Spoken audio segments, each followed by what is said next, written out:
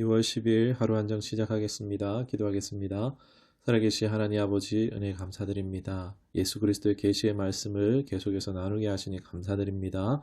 이 말씀이 나에게 생명의 양식이 되게 하시고 생명의 수가 되어져서 우리의 영이 부유하고 강건케 되어지는 은혜가 있게 하옵소서. 영혼이 잘된 같이 범사에 잘된 은혜가 우리 성도들에게 저와 우리 모두에게 있게 하옵소서. 예수님의 이름을 기도드리옵나이다. 아멘. 오늘은 계시록 4장 말씀을 보도록 하겠습니다.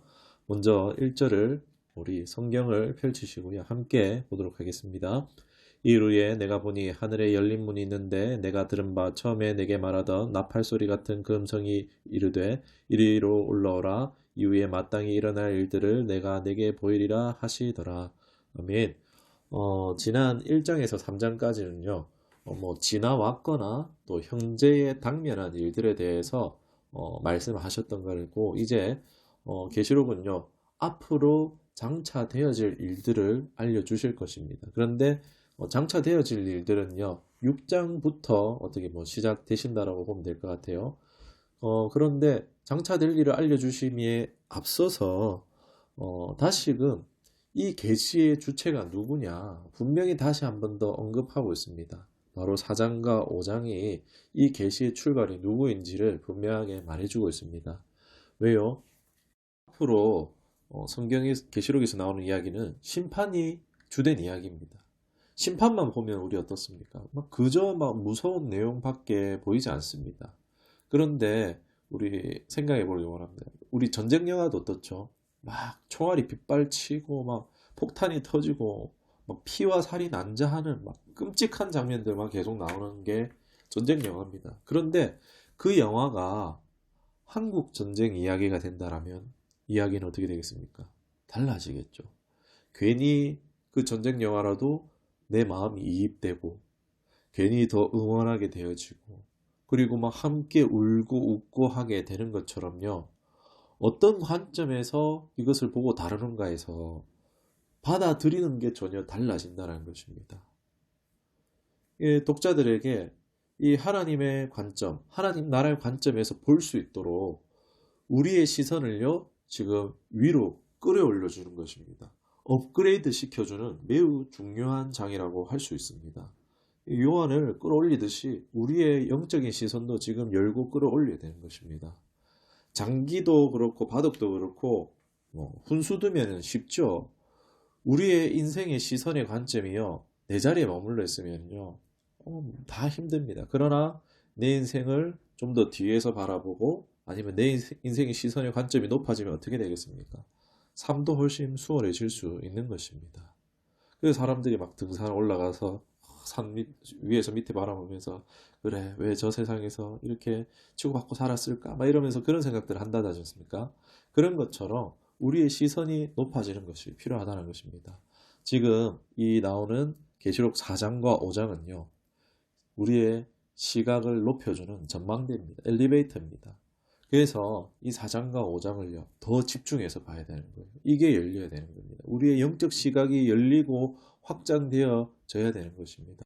이 말씀을 통해서 우리의 영적인 눈이 열려지고 또 우리의 삶을 바라보는 시각이 전혀 바뀌어지고 새로워지는 은혜가 있어지기를 주님의 이름 축원합니다. 이제 2절에서 5절까지 말씀을 보도록 할 텐데요. 우리의 상상력을 이제 동원해서 보기를 말씀을 듣기를 원합니다. 이 말씀은요. 요한이 본 것을 글로 옮긴 거예요. 그러면 그 글을 우리가 받았을 때 다시 그림으로 옮길 필요가 있는 것입니다. 우리 상상력을 이용해서 이 말씀을 잘 봤으면 좋겠습니다. 2절부터 5절입니다. 내가 곧 성령에 감동되었더니 보라 하늘에 보좌를 베풀었고 그 보좌 위에 앉으신 이가 있는데 앉으신 이의 모양이 베옷과 홍보석 같고 또 무지개가 있어 보좌를 둘렀는데 그 모양이 녹보석 같더라. 또 보좌에 둘러 24 보좌들이 있고 그 보좌들 위에 24 장로들이 흰옷을 입고 머리에 금관을 쓰고 앉았더라. 보좌로부터 번개와 음성과 우레소리가 나고 보좌 앞에 켠 등불 7이 있으니 이는 하나님의 7영이라. 아멘. 이 장면이 말하고 있는 건요. 하나님의 모습, 바로 성부의 모습을 묘사하고 있다라고 볼 수가 있겠습니다. 우리 생각할 때 하나님 이미지를 생각하면 어떻습니까? 혹시 흰 수염에 할아버지를 생각하지는 않으셨습니까? 이건요, 우리 어릴 때 뭐 전래동화, 뭐 단군시나 이런 것의 산신령 같은 이미지가 우리에게 반영이 됐다라고 할 수 있습니다. 그래서 하나님의 실제 이미지에 대한 어떻게 보면 방해를 받고 있다라고 볼 수가 있는데, 그렇다고 뭐 요한이 본 게 실제 하나님의 모습이다 그런 것은 아닙니다. 보면은 말씀마다 같더라라는 말씀이 있습니다. 이건요 실제가 아니라 그런 것 같더라는 것입니다. 예, 요한이 본 게 다 맞다라고는 할 수 없지만 적어도 하나님이 산신령 같은 이미지는 아니시라는 것입니다. 하나님은요 영원히 젊으신 분이십니다. 영원히 강하고 또 아름다움의 근본이신 분이 하나님이십니다. 가서 보면은 좋을 겁니다. 네. 일단 하나님이 지금 어디 계시죠? 보좌에 앉아 계십니다. 각종 보석으로 꾸며진 그런 모습들인데 그냥 빛나고 영광스러운 모습으로 일단 보고 넘어가면 될 것 같아요. 그럼 왜 앉아 계실까요? 다리가 아파서요? 아니죠. 보좌는요 왕이 앉는 자리입니다. 통치와 심판을 행하는 자리가 보좌입니다. 마치 대통령실의 의자, 백악관 집무실의 의자 같죠. 그 자리에서 바로 권력을 이렇게 합니다. 결제를 다 거기서 하면 권력이 그 자리에서 나오는 것입니다. 하나님께서는 앉으실 필요가 없지만 보좌에 앉으셨다는 것은 온 세상의 그 모든 권력의 통치에 하나님이 계신다라는 것을 시각적으로 보여주는 것이라 할 수 있습니다. 우리가 계시록을 보면 계속 보게 되는 게 뭐냐면요. 마귀는요, 하나님 따라쟁이에요. 하나님 흉내내는 것을 계속 보게 될 건데, 이 마귀가 이 땅에서 하는 짓이 뭐냐면요. 권력의 배후에 있습니다. 그리고 그런 권력자들을 뒤에서 조종합니다. 이게 마귀가 하는 일이에요. 당시에는 이 로마 황제의 배후에 있었던 거죠. 계시록 보면요. 계속해서 이런 모습을 나타내는 걸 볼 수 있는데 뭐냐면은 지금 당시 황제가 도미티안입니다. 도미티안은요. 자기를 황제를 숭배하게 했어요. 자기를요 주 하나님이라고 부르게 했습니다. 그리고 또 자기 주변에 24명의 호위를 두었습니다. 왕들에게 절을 받았습니다. 로마 황제 그 모습을 사람들이 보니까 완전 다스리는 통치자, 엄청 위험 있어 보였지만은 이게 뭐냐, 마귀가 하나님의 보좌를 흉내낸 짝퉁일 뿐이라는 것입니다.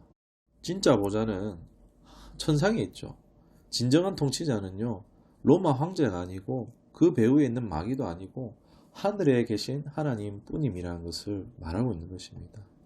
그 영광을 우리가 그려보면서 보기를 원합니다. 이 보석 무지개가 나오는데 그 의미는 하나님의 공의, 그것도 하나님의 자비, 이런 것들이 시각화되어서 나타났다라고 할 수 있겠습니다. 보좌를 둘러싼 이들이 있는데 4절에 보면은 24장로가 나오죠. 24장로가 또 뭐야 싶기도 하겠지만은 구약의 12지파와 또 신약의 12사도라고 볼 수 있습니다. 그러니까 신구약 교회입니다. 즉 하나님 나라의 백성들의 대표의 모습이라고 보는 것이, 그렇게 이해하는 것이 가장 자연스러운 이해라고 할 수 있겠습니다. 이들은요 흰옷을 입고 있어요. 예수님의 보혈로 구속함을 입었다라는 거예요. 구약에서도 오실 예수님을 믿었고 신약에서는 오신 예수님을 믿은 겁니다. 그 믿는 자들 구원받은 거죠. 흰옷을 입고 그 예수님의 보혈로 깨끗이 씻은 바 구원받은 겁니다. 그리고 금관을 쓰고 있습니다. 이게 뭡니까? 하나님 나라의 통치에 함께 동참하고 있다는 것을 말하고 있습니다. 하나님은요 우리를 대하심이 바로 이와 같습니다. 하나님과 관계, 하나님 옆에 찰싹이 가까이 있는 거예요. 하나님은 우리를 가까이 하시고, 그리고 하나님은요 자신의 일에 우리를 동참시키시기를 원하신다는 것입니다. 후계자나 다름없죠. 옛날에 어린이 찬양에 이런 게 있습니다. 나는 왕자다, 너는 공주다, 하나님 나라의 왕자 공주, 막 이런 찬양이 있는데 우리 영적 실제가 뭐냐, 하나님은 인간을 존귀하게 창조하였다는 것입니다. 창세기만 봐도 어떻습니까? 인간을 가장 으뜸으로 창조하시고 온 세상을 누구 보고 다스리라고 하셨죠? 하나님이 다스린다 했습니까? 아니죠. 인간이 통치하고 다스리게 하셨다는 것입니다. 그런데 사탄이 미혹하여서 죄에 넘어지니까 그 세상을 사탄이 왕노릇하며 정복하고 빼앗기고 헐벗었죠. 사람들은 어떻게 됩니까? 헐벗고 막 쫓겨나죠. 막 상처 입죠. 그- 이게 인간에게 있는 잃어버린 정체성입니다. 이런 홀벗고 상처 입은 정체성으로 살아가게 만든 원인은요, 마귀에게 있는 것입니다. 세상은요, 끊임없이 세상의 문화로 속이고 있어요. 우리가 그 문화 속에서 살다 보면은 상처 입은 자신밖에는 발견할 수 없습니다. 그러나 성경은 분명히 얘기하고 있습니다. 너희 실제는 그게 아니야. 너희의 실제는 바로 여기 있어. 하나님 보좌에 둘러싼 이 장로들처럼 금관을 쓴 영광스러운 그 모습처럼 너희의 잃어버린 정체성, 회복해야 할 정체성에 대해서 지금 말해주고 있습니다. 비록 우리가 아직 이 땅을 디디며 살아가고 있잖아요. 그런데 우리가 이제 가야 되는 것이 아니고 누가 오셨죠? 예수 그리스도로 말미암아 성령 하나님이 오셨어요. 이미 우리와 하나님은 가까이 하고 있습니다. 그리고 성령 안에서 우리가 하나님의 나라의 일들을요 순종하는 것이 가능해졌습니다. 뭐냐면요, 비록 예수 믿는 사람들이요 겉보기에는요 가난해 보여요. 궁핍해 보여요. 그런데 영적 실체는 어떻습니까? 이 사람들은요 하나님 나라의 왕과 같은 제사장들로 있는 겁니다. 이 믿음과 체험의 영역이에요. 이거는 정말 믿음과 체험의 영역인데 이미 막 하나님의 나라를 누리며 사는 사람들은요 세상 부귀영화요 유치하게 보이는 것이요 그게 진짜 정상입니다. 위엄과 능력이요 뭐 부하고 가난한 거 거기서 나오는 것이 아닙니다. 이것이 참 그리스도인의 모습이라고 할 수가 있겠습니다. 내 영적 실체는 이렇게 존귀하고 영광스러운 존재입니다. 잃어버린 이 정체성을 회복하시고 정말 이 땅에서도 그 하나님 나라의 정체성을 가지고 살아가시기를 주님의 이름으로 축원합니다. 우리 6절로 이제 11절까지 마지막까지 보도록 하겠습니다. 보좌 앞 수정과 같은 유리바다가 있고 보좌 가운데와 보좌 주위에 네 생물이 있는데 앞뒤에 눈들이 가득하더라. 그 첫째 생물은 사자 같고 그 둘째 생물은 송아지 같고 그 셋째 생물은 얼굴이 사람 같고 그 넷째 생물은 날아가는 독수리 같은데 네 생물은 각각 6날개를 가졌고 그 안과 주위에는 눈이 가득하더라. 그들이 밤낮 쉬지 않고 이르기를 거룩하다 거룩하다 거룩하다 주 하나님 곧 전능하신 이여 전에도 계셨고 이제도 계시고 장차 오시리라 하고 그 생물들이 보좌에 앉으사 세세토록 살아계시는 이에게 영광과 존귀와 감사를 돌릴 때에 24장로들이 보좌에 앉으신 이 앞에 엎드려 세세토록 살아계신 이에게 경배하고 자기의 관을 보좌 앞에 드리며 이르되 우리 주 하나님이여 영광과 존귀와 권능을 받으시는 것이 합당하오니 주께서 만물을 지으신지라 만물이 주의 뜻대로 있었고 또 지으심을 받았나이다 하더라. 아멘. 여기 내생물이 등장하는데요. 또 내생물이 여기만 등장한 것이 아니고 에스겔의 그룹과 이사야서의 스랍이 이와 비슷한 모습으로 나타나 보이고 있습니다. 내생물에 대한 이 의견은 분분한데요. 이 그룹과 스랍이 합쳐진 모습 같은데 뭐 실제 그렇게 생겼느냐 막 생각만 해도 지금 복잡하잖아요. 과연 어떻게 생겼을까 막 머리가 계산이 안 되는데 실제로 이런 모습이 아니고 상징으로 보는 것이 맞습니다. 어, 사자는 뭐죠? 동물의 왕이죠. 소는 무엇입니까? 가축의 대표입니다. 그리고 독수리는 새들의 대표라고 할 수 있어요. 사람은 뭐죠? 모든 피조물의 으뜸이라고 할 수 있습니다. 즉, 여기 말하는 내생물은요, 모든 피조물을 대표하는 존재라고 보시면 될 것 같습니다. 뭐, 이들이 지금 날개를 가지고 있어요. 근데 영적 존재가 날개가 왜 필요합니까?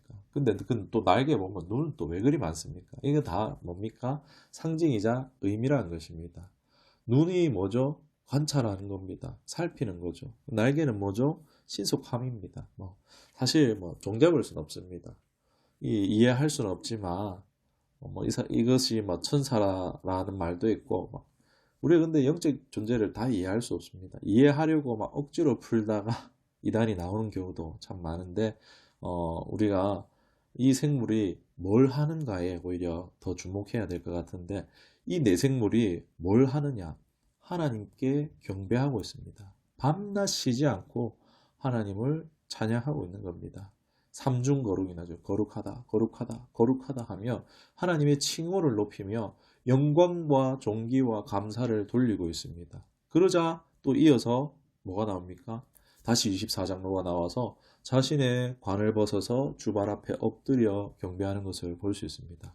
즉, 이 계시록 4장에서 주목해야 될 거는요, 영적 신비 뭐 이런 것이 아니라 하나님의 위엄과 영광, 모든 것 위에 뛰어난 전지전능하신 하나님께 찬양과 경배받기 합당하신 분임을 말하고 있는 것입니다. 로마 황제, 뭐 사단 이런 건 비할 것이 없습니다. 이런 것들은요 다 하나님 통치 안에 있다는 겁니다. 이 계시의 출발의 근원이 어디입니까? 바로 하나님이시라는 거예요. 그 하나님의 뜻이 천사에게 전달돼서 요한에게 오고, 요한에게 전달된 게 교회에게 전달되고, 교회에게 전달된 것이 오늘 나에게까지 지금 전달되고 있습니다. 생각해 보길 원합니다. 전쟁 중에 있는 병사들에게 대통령이 친필로 편지를 써서 보냈어요. 그것을 읽은 병사들이 얼마나 힘이 나겠습니까? 애국심 확 올라오겠죠. 박해중에 있는 성도들에게 지금 하나님의 친필과 다름없는 지금 계시의 말씀 주어졌어요. 얼마나 위로와 힘이 되겠습니까? 얼마나 든든할까요? 그런데 오늘 부족한 나에게까지 이 말씀이 지금 전달되고 있어요. 여러분, 대통령 친필의 편지 받으셨다면 얼마나 기쁘시겠습니까? 와, 이거 가보다 영광스럽게 여기지 않겠습니까? 오늘 이 말씀을 받고 있는 여러분은요, 영광스러운 것입니다. 아무나 이 말씀을 받는 것이 아니라는 것입니다. 내가 믿음으로 이 말씀은 내게 주셨어 라고 취하기만 하시면 됩니다. 하나님이 날 위해서 쓰셨다라는 사실을 믿어지시기를 주님으로 축원합니다. 사랑하는 여러분, 눈에 보이는 현실이 암담할지라도 자신을 좀 더 영광스러워 하시기를 바랍니다. 교만하라는 얘기가 아닙니다. 우리가 나 자신을 작게 보고 하는 것은요, 세상의 기준에, 세상의 문화 속에서 속고 있는 것입니다. 여러분, 힘내십시오. 주 안에서 패배와 실패의 자리를 털고 주 안에서 일어나십시다. 당신은 영광스럽고 존귀한 하나님의 사람입니다. 하나님은 오늘도 주목하고 계십니다. 우리 함께 기도하겠습니다. 살아계신 하나님 아버지, 은혜 감사드립니다. 오늘 보좌에 앉으신 하나님을 말씀을 통해서 배우게 하시니 감사드립니다. 그 영광과 위엄과 권능과 그 모든 것을 우리가 어찌 다 이것을 이해할 수 있겠냐마는, 그러나 조금이라도 알아가게 하시고 또한 그 하나님께서 나를 주목하신다는 사실을 하나님 마음으로 믿어지게 하시고, 이 말씀이 내게 주신 것이라는 것을 믿어지게 하시고, 위로와 평강과 하나님 힘을 가지고 나 자신을 세상에서 비천하게 여길 것이 아니라 하나님 나라의 사람으로서 하나님 이 땅에서도 하나님과 동행하며 하나님 뜻을 이루는 자로서 살아가는 은혜가 있게 하옵소서. 감사드리며 예수님의 이름으로 기도드리옵나이다. 아멘.